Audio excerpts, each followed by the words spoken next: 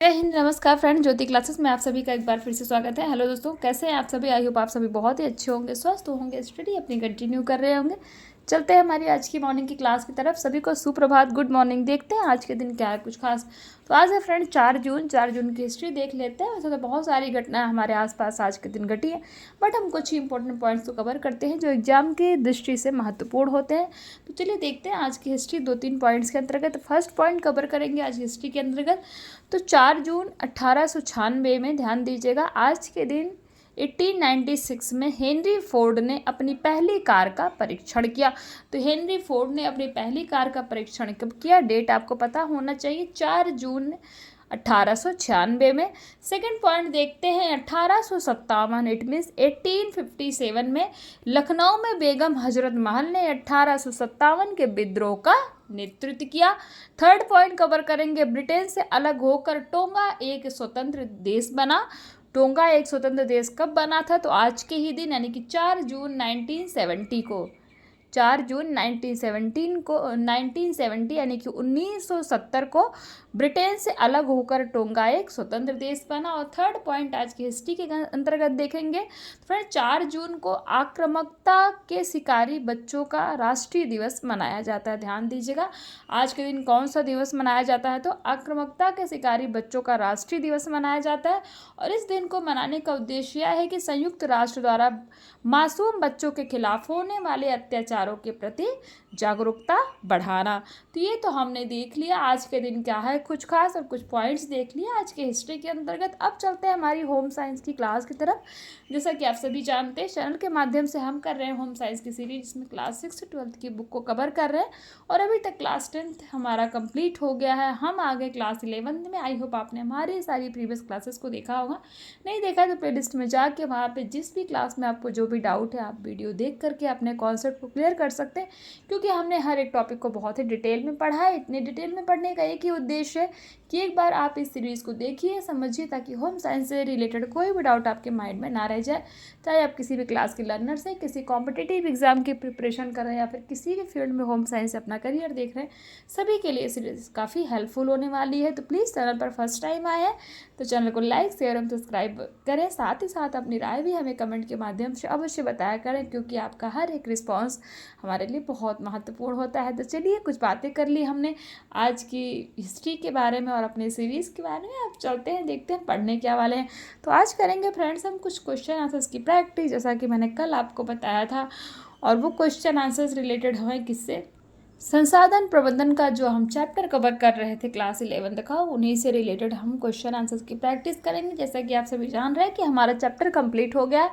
आज करेंगे हम क्वेश्चन आंसर्स बस, बट उसके पहले एक बार प्रीवियस क्लास का रिवीजन कर लेते हैं कि प्रीवियस क्लास में आखिर हमने पढ़ा क्या था। तो फ्रेंड, प्रीवियस क्लास में हमने पढ़ा था किसके बारे में? संसाधन प्रबंधन की प्रक्रिया देखी थी। प्रीवियस क्लास के माध्यम से हमने संसाधन प्रबंधन की प्रक्रिया देखी थी। तो कितने चरण होते हैं संसाधन प्रबंधन के? तो 5 चरण होते हैं। कौन कौन से? नियोजन देखा था, आयोजन, कार्यान्वयन, नियंत्रण और मूल्यांकन, ये 5 चरण देखे थे हमने। साथ ही साथ नियोजन के चरण देखे थे कि नियोजन के कितने चरण हैं। तो नियोजन के भी हमने 5 चरण देखे थे, जिसमें हमने समस्या को पहचानना, विभिन्न विकल्पों को पहचानना, विकल्पों में से उचित विकल्प का चयन करना, योजना पर कार्य करना, यानी कि योजना को कार्यान्वित करना, और परिणामों का स्वीकार करना, इट मीन्स हमारा जो है मूल्यांकन। ये सब हमने देखा था प्रीवियस क्लास के माध्यम से। और साथ ही साथ फ्रेंड्स, हमने जो है कुछ एनसीईआरटी फोल्डर के भी क्वेश्चंस किए थे। आई होप आपने हमारी प्रीवियस क्लास को देखा होगा। नहीं देखा है तो जाके प्लेलिस्ट में आपको क्लास ईजिली प्रोवाइड हो जाएगी, आप देख करके वहाँ से अपने कॉन्सेप्ट को क्लियर कर सकते हैं। तो ये तो थी हमारी प्रीवियस क्लास। चलते हैं आज की क्लास की तरफ। तो देखते हैं क्वेश्चन 1 क्या कहता है। निम्न में से भौतिक संसाधन कौन से हैं? हमने पढ़ा था ना भौतिक संसाधनों के बारे में। तो बताइए भौतिक संसाधन कौन से? ऑप्शन ए कहता है ज्ञान, ऑप्शन बी क्षमता, ऑप्शन सी रुचि, ऑप्शन डी पेंसिल। तो भौतिक संसाधन के अंतर्गत क्या आ जाएगा? हमारा पेंसिल आ जाएगा। और कमेंट करके आप बताइए ज्ञान, क्षमता, रुचि ये किस संसाधन के अंतर्गत आते हैं। ये आपके लिए क्वेश्चन है, तो कमेंट के माध्यम से आप बताइए। क्वेश्चन 2 क्या कहता है, प्रेरणा किस प्रकार का संसाधन है। प्रेरणा जिसको हम बोलते हैं वो किस प्रकार का संसाधन। ऑप्शन ए गैर मानव संसाधन, ऑप्शन बी मानव संसाधन, ऑप्शन सी साझा संसाधन, ऑप्शन डी प्राकृतिक संसाधन। तो प्रेरणा किस प्रकार का संसाधन है, तो प्रेरणा फ्रेंड्स मानव संसाधन के अंतर्गत आता है। It means option B is हमारा राइट आंसर। क्वेश्चन 3 देखते हैं, निम्नलिखित में से कौन सा समय का आयाम है। ऑप्शन ए कार्य समय, ऑप्शन बी गैर कार्य समय, ऑप्शन सी आराम और अवकाश का समय, ऑप्शन डी उपरोक्त सभी। तो निम्नलिखित में से कौन सा समय का आयाम है, तो आप क्या कह सकते हैं, उपरोक्त सभी, यानी कि गैर समय, गैर कार्य समय और आराम और अवकाश का समय, ये सभी किसके अंतर्गत आते हैं, तो ये सभी फ्रेंड्स समय के आयाम के अंतर्गत आते हैं। इसलिए हमारा ऑप्शन डी यानी कि उपरोक्त सभी इस राइट आंसर हो जाएगा। क्वेश्चन 4 देखते हैं, निम्नलिखित में से कौन सा व्यक्तिगत संसाधन नहीं है। ऑप्शन ए स्वयं का कौशल, ऑप्शन बी कपड़े, ऑप्शन सी ज्ञान, ऑप्शन डी पार्क। तो निम्नलिखित में से कौन सा व्यक्तिगत संसाधन नहीं है, तो बताइए। पार्क जो है हमारा व्यक्तिगत संसाधन नहीं है, तो किस संसाधन के अंतर्गत पार्क आता है। और ये जो स्वयं का कौशल, कपड़े हो गए, ज्ञान हो गया, ये किस संसाधन के अंतर्गत आता है, तो बताइए कमेंट करके। क्वेश्चन 5 देखते हैं, सरकारी अस्पतालों द्वारा दी जाने वाली परामर्श सेवाएं किस प्रकार का संसाधन है। हमने कितने प्रकार के संसाधन पढ़े थे, संसाधन का वर्गीकरण पढ़ा था। तो जो सरकारी अस्पतालों द्वारा दी जाने वाली परामर्श सेवाएं होती हैं वो किस प्रकार के संसाधन के अंतर्गत आती है। ऑप्शन ए कहता है साझे संसाधन, ऑप्शन बी प्राकृतिक संसाधन, ऑप्शन सी सामुदायिक संसाधन एंड ऑप्शन डी इज व्यक्तिगत संसाधन। तो फ्रेंड्स सरकारी अस्पतालों द्वारा दी जाने वाली परामर्श सेवाएं जो होती है वो हमारा सामुदायिक संसाधन के अंतर्गत आती हैं। सामुदायिक संसाधन के अंतर्गत क्यों आती हैं, क्योंकि ये कोई हमारा अपना पर्सनल संसाधन नहीं है, इसमें सभी लोग जाते हैं, सभी परामर्श लेते हैं, तो इसीलिए हमारा सामुदायिक संसाधन के अंतर्गत आती है। ऑप्शन सी इज हमारा राइट आंसर हो जाएगा। क्वेश्चन 6 देखते हैं, संसाधन की विशेषता है। क्या विशेषता है संसाधन की। ऑप्शन ए उपयोगिता एवं सुलभता, ऑप्शन बी विनियमितता, ऑप्शन सी प्रबंधनीय, ऑप्शन डी ये सभी। तो संसाधनों की क्या विशेषता है, तो उपयोगिता एवं सुलभता भी है, विनियमितता भी है, प्रबंधनीय है, यानी कि ये सभी जो है क्या है हमारे संसाधनों की विशेषता है। ऑप्शन डी इज हमारा राइट आंसर। क्वेश्चन 7 क्या कहता है देखते हैं, संसाधनों की कौन सी विशेषता सभी के लिए संसाधन की उपलब्धता को आसानी से परिभाषित करती है। क्वेश्चन पे ध्यान दीजिएगा, अगेन रिपीट करूंगी, संसाधन की कौन सी ऐसी विशेषता है जो सभी के लिए संसाधन की उपलब्धता को आसानी से परिभाषित करती है। ऑप्शन है उपयोगिता, ऑप्शन बी अभिगम्यता, ऑप्शन सी विनियमितता, ऑप्शन डी प्रबंधनीय। तो ऑप्शन सी हमारा क्या हो जाएगा, विनियमितता। विनियमितता जो है ऐसा संसाधन है कि संसाधनों की सभी विशेषता के लिए संसाधन की उपलब्धता को आसानी से परिभाषित करती है। विनियमितता के बारे में हमने डिटेल में पढ़ा था, कमेंट करके बताइए इसका आंसर, परिभाषा दीजिए विनियमितता का। क्वेश्चन 8 क्या कहता है देखते हैं, बेहतर जीवन प्राप्त करने के लिए इनमें से क्या करना चाहिए। ध्यान दीजिए, कुछ ऑप्शंस दिए हैं और ये हमसे पूछ रहे हैं कि उन ऑप्शनों में से ऐसा कौन सा ऑप्शन होगा जो बेहतर जीवन प्राप्त करने के लिए हमें करना चाहिए। तो ऑप्शन ए प्रभावी ढंग से योजना बनाना, ऑप्शन बी बारीकी से मूल्यांकन करना, ऑप्शन सी संसाधनों को अच्छी तरह प्रबंधित करना, ऑप्शन डी कहता है समय संतुलित करना। तो फ्रेंड्स बेहतर जीवन प्राप्त करने के लिए सबसे अच्छा ऑप्शन क्या होगा, संसाधनों को अच्छी तरह प्रबंधित करना। इट मीन्स ऑप्शन सी हमारा राइट आंसर हो जाएगा। नेक्स्ट क्वेश्चन देखते हैं, क्वेश्चन 9 क्या कहता है, प्रबंधन का कौन सा पहलू लक्ष्यों की प्राप्ति तक पहुँचने के लिए की परिकल्पना में सहायक है। ध्यान दीजिएगा, क्वेश्चन 9 क्या कहता है, प्रबंधन का कौन सा ऐसा पहलू है जो लक्ष्यों की प्राप्ति तक पहुंचाने के मार्ग को परिकल्पना करने में सहायक है। ऑप्शन ए नियोजन, ऑप्शन बी कार्यान्वयन, ऑप्शन सी प्रबंधनीय, ऑप्शन डी नियंत्रण। तो फ्रेंड्स नियोजन यानी कि जो हमने प्लानिंग के बारे में पढ़ा था, प्लानिंग हमारा क्या हो जाएगा, right answer. It mean option A is हमारा राइट आंसर हो जाएगा।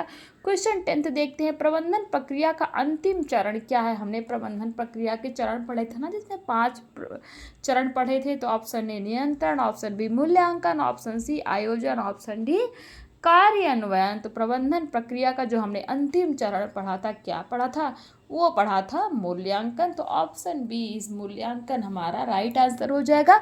यानी कि प्रबंधन प्रक्रिया का अंतिम चरण क्या है, हमारा मूल्यांकन।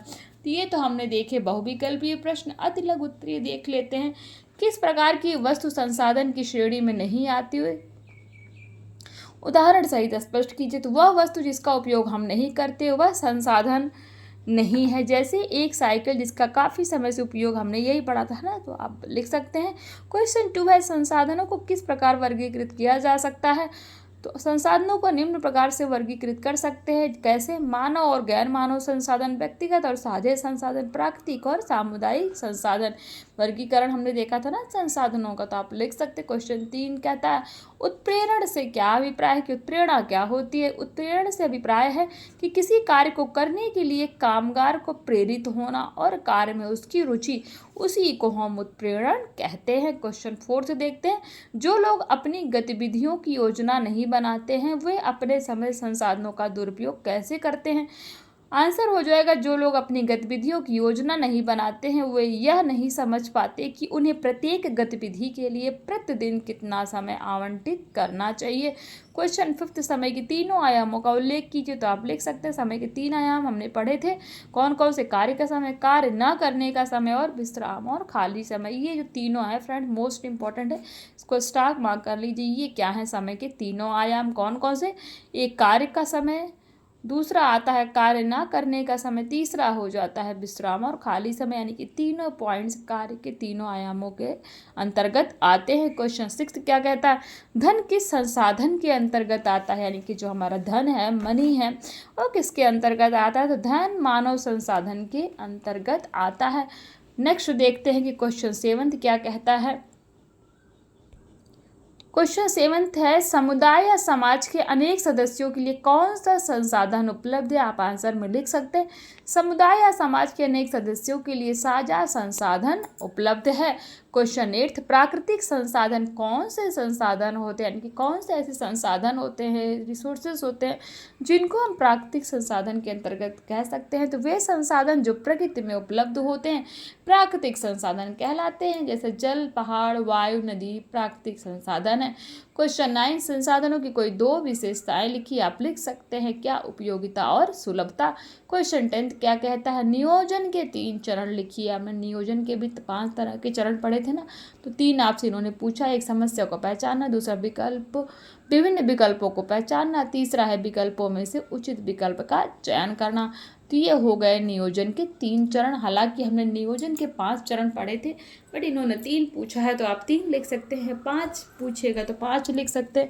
2 क्वेश्चन में आ गया तो 2 आपको, यानी कि 2 लिख सकते हैं। या फिर क्वेश्चन में ऐसा भी आ जाता है कि नियोजन के कोई एक चरण के बारे में बताइए, हम उसको स्पष्ट कीजिए, तो आप लिख सकते हैं। तो ये हो गया क्वेश्चन 10। अब देख लीजिए, लघु उत्तरीय प्रश्न है, तो प्राकृतिक और सामुदायिक संसाधन को उदाहरण समझाइए। आप बता सकते हैं, सभी को हमने डिटेल में पढ़ा। आप अपनी सुविधा के लिए इनका स्क्रीनशॉट भी ले सकते हैं। क्वेश्चन 2 है, उपयोगिता और सुलभता को संक्षेप में स्पष्ट कीजिए। उपयोगिता और सुलभता है क्या, नियोजन क्या है, इसके चरणों का उल्लेख कीजिए। अभी जस्ट हमने नियोजन के बारे में पढ़ा। क्वेश्चन 4 कहता है, संसाधन प्रबंधन प्रक्रिया के दूसरे व तीसरे चरण का उदाहरण सहित स्पष्ट कीजिए। आप लिख सकते हैं। ये देखिए, दीर्घ उत्तरीय प्रश्न क्या कहता है, मानव संसाधन की विस्तृत विवेचना कीजिए। तो लिख सकते हैं आप, संसाधनों की विशेषताओं का वर्णन करें तथा इनमें से प्रत्येक का एक एक उदाहरण दें। क्वेश्चन 3 है, प्रबंधन प्रक्रिया का किन 3 चरणों के विषय में विस्तार से बताइए। तो ये हो गया फ्रेंड्स क्या, हमारा क्वेश्चन आंसर्स कंप्लीट, और इसी के साथ हमारा ये संसाधन प्रबंधन का चैप्टर भी कंप्लीट हो गया। बहुत बड़ा तो नहीं था, बट बहुत ही ज़्यादा इम्पोर्टेंट था। इनसे क्वेश्चंस बहुत बनते हैं टीजीटी पीजीटी के एग्ज़ाम्स में। जो ये हम संसाधन प्रक्रिया के संसाधन प्रबंधन की जो हम प्रक्रिया पढ़ रहे थे, बहुत ही इम्पॉर्टेंट है। प्लीज़ आप इसको इग्नोर नहीं कर सकते, बहुत ही ज़्यादा इम्पॉर्टेंट चैप्टर था ये।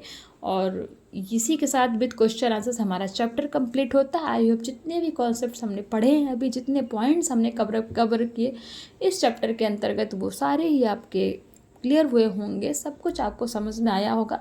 फिर भी कोई डाउट रह जाता है तो आप कमेंट के माध्यम से पूछ सकते हैं, आपके हर एक डाउट लेने का प्रयास किया जाएगा, इनफैक्ट लिया जाएगा। तो प्लीज़ कुछ भी डाउट होता है, कोई भी क्वेरी है तो कमेंट के माध्यम से आप पूछिए, क्योंकि आपकी हर एक रिस्पॉन्स हमारे लिए बहुत ही महत्वपूर्ण होता है। प्लीज़ फ्रेंड्स रिस्पॉन्स किया करिए, क्योंकि आप रिस्पॉन्स नहीं करते मुझे बिल्कुल भी अच्छा नहीं लगता। तो प्लीज़ आप रिस्पॉन्स किया करिए, तो मुझे भी पता लगे ना कि आप जो पढ़ रहे हैं वो आपके काम का है भी कि नहीं, आपके यूज़ का है भी कि नहीं, आपको समझ में आ भी रही चीज़ें कि नहीं। तो वो सब चीज़ें कैसे पता लगेंगी, आपके रिस्पॉन्स के द्वारा ही पता लगेंगी। तो प्लीज़ रिस्पॉन्स अवश्य किया करिए। तो आज की क्लास को यहीं तक करते हैं और मिलते हैं हमारी नेक्स्ट क्लास में, और नेक्स्ट क्लास में न्यू टॉपिक के साथ। तब तक के लिए जय हिंद, नमस्कार। हंसते रहिए, मुस्कुराते रहिए, एक दूसरे की हेल्प करते रहिए।